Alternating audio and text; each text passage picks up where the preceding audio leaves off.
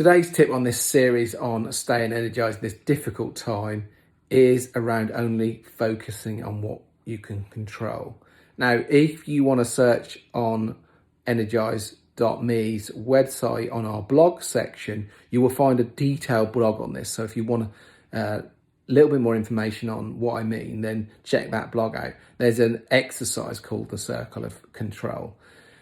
The problem we face is there's all this other stuff going on. We talked about what's going on in the news, and there's a lot of that. There's very little we can do about it unless we are an epidemiologist at a high level or a high level in government, or we're dealing with the local effort in terms of local government level and local healthcare level in terms of dealing with the pandemic. There's very little we can do about the situation.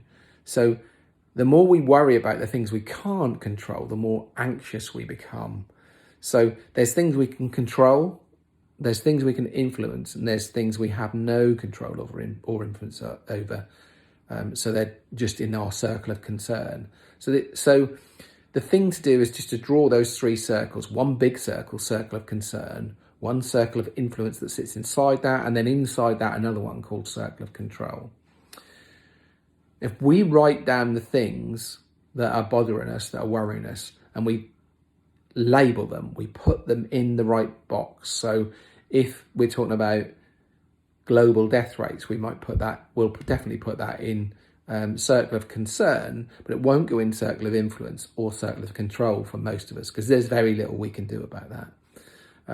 Circle of influence is where we can influence others. So that might include things like encouraging our family to take safe precautions around face masks and hand washing and all those kind of things.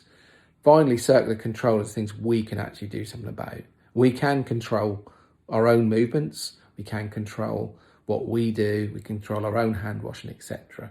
So when you've done that, when you get to that control box circle, just try and look at what you can do as an action plan around those things if they're worrying you.